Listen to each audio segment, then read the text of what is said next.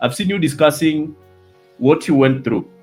Can you try at least to explain to us how your journey was, and add any information which you feel is relevant for anyone who wants to know about that journey? Cool. Yeah, that's hopefully I'll be able to summarize because it's a long story. Yes. So I used an agency called Avant, and back in 2018, it was not as famous. Okay, to me, I hadn't even heard of any other agency besides it, and it happened to be that where I was working in Kenyatta, everybody was using it, and so that's all I knew.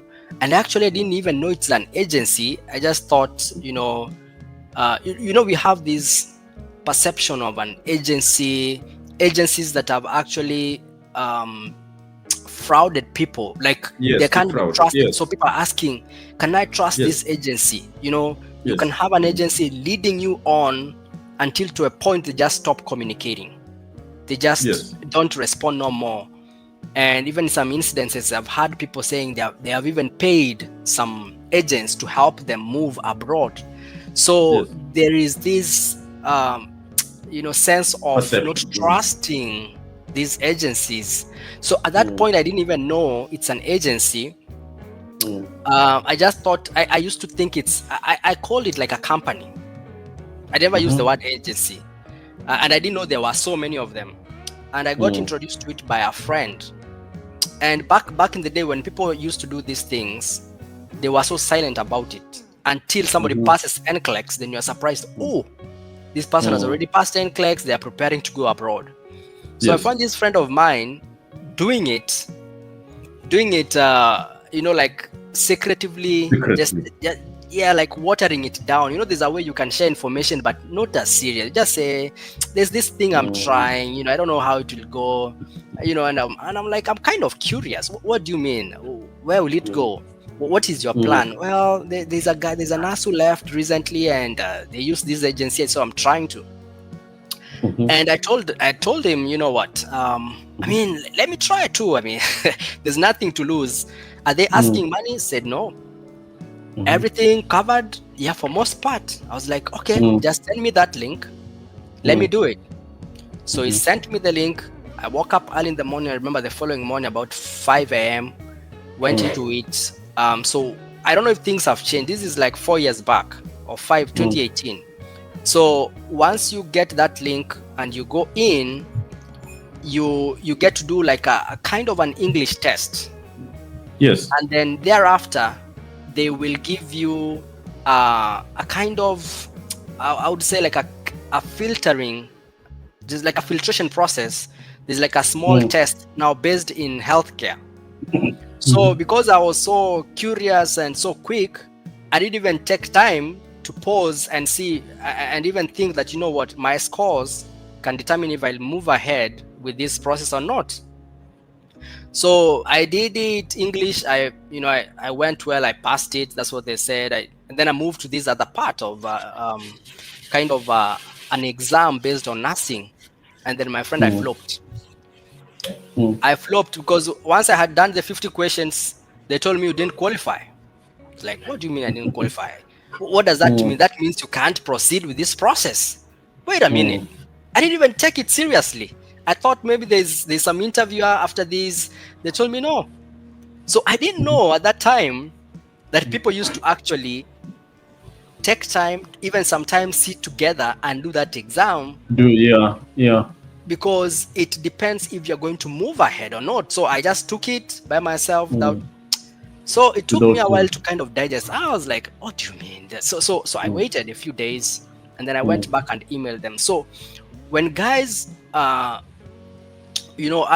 come in my inbox to say, this agency has told me this, I can't move forward, and then they give up, I can actually relate, because at that point, if I knew there was another agency, I would have actually tried it, because at that point it was like, this is a wall.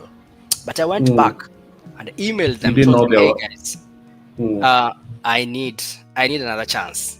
Okay, I didn't know this was very important, and so I was surprised when they told me that actually we can give you another chance. I think we lost Josh. Josh, if you can hear me, just come back. I don't know what happened, man. I think we've lost him, but he's explaining to us about. Welcome back, Josh. You're back. I don't know what Challenges happened. I can see challenges you. I with can hear technology. you. Sorry about Yeah, just that, proceed. guys. No, just Yeah. proceed. Yeah, so I went back and emailed them and I told them, yes, I wasn't, I didn't actually know it was very serious. I need another chance. And to cut the long story short, they gave me another shot and I was able to move forward with it. And the reason as to why I liked Avant is the way they communicate. Like you shoot them an email, they will respond as quick as possible. Like a day or two, they're responding like back and forth. Like, because I'm told there's some agencies you text or you email them, They don't respond. You wait for like a week or so. I don't know if it has changed, but I can tell you we were communicating. So they were telling me what I need to do. But what I can tell you with that agency is there's lots of reading to do. Like from day one, after they have actually done those interviews, they will do some interviews with you just to verify if you are an actual nurse. They will want to know which hospital you are working at. They'll want to know which department, the bed capacity. That's very important to them, because at that point, if you are working any hospital below 150 beds, they won't take you. They won't take you. Yeah. And if you didn't have like a 2-year work experience, they could not take you at that point. For some reason, they took me, and yet I only had 1 year of internship and a few months in a hospital in Nairobi Women, and I was in Kenyatta. I had just started in Kenyatta actually, but I'm told that they could not let people without 2 years experience to actually move with them. Okay. So then they did not actually ask for proof. I'm told right now they're asking for paying slips. Yeah, they're actually asking for paying slips. Yes. To actually and sometimes they visit the hospital you're saying you're working in.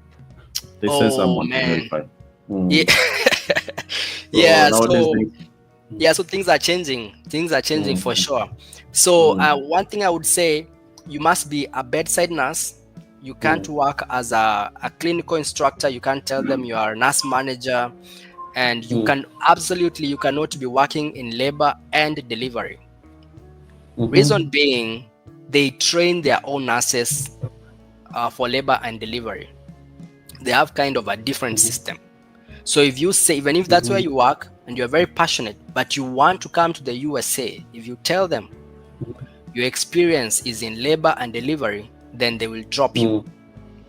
Okay. They won't take you. Yeah. So keep in mind, when you're applying with those agencies nowadays, many people have applied, many people are ahead of you.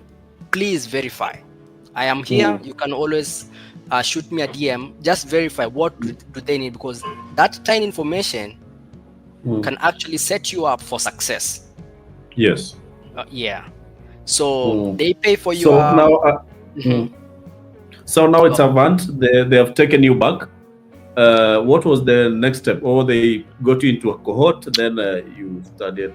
Yeah. So they've taken me back. So we've done the initial interviews.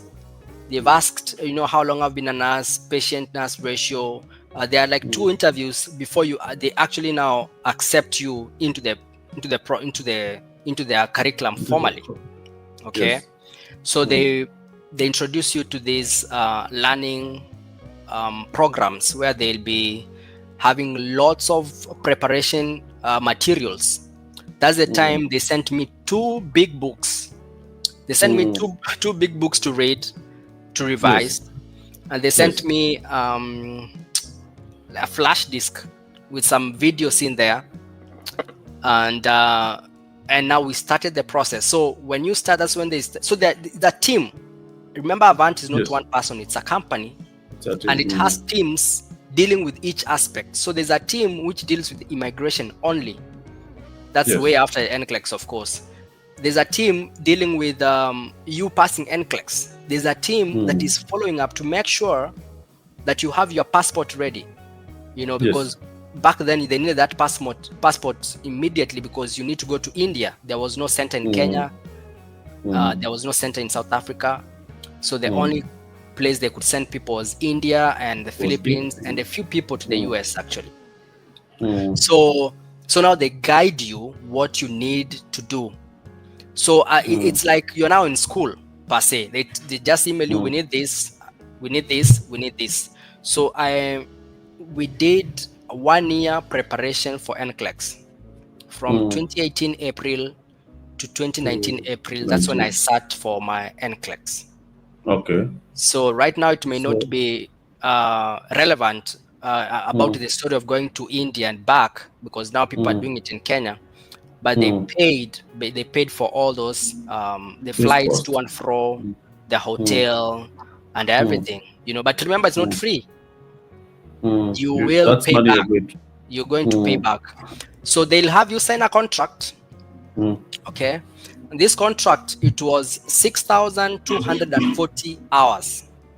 Okay, so that means you have to work for them for those hours before you finish your contract.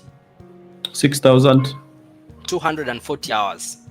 That translates to into around approximately 3 years or 2. Yeah. So if you're only doing if you're only doing 36 hours per week and you don't take any break, you'll finish about after 3 years. But if you are picking up shifts here and there, you're not taking any breaks, you can finish even earlier, like 2 years and a half. Okay. I completed in 2 years and 8 months. Okay. The good thing with Avant again, when you pick extra shifts in that hospital, it accounts to your hours. In that hospital, but not any other hospital. Of course, not any other hospital because the contract is with that hospital. Because I say that because I'm told there's some agencies that if you pick extra hours, it doesn't actually count. It doesn't count. Yeah, which is so unfortunate. So after passing the exam, it was a really good feeling. Passing exam. In a month's time, I sat for my IELTS. I did it, and then after the IELTS, now that's when they ask you, are you married? Do you have kids? Do you have a family?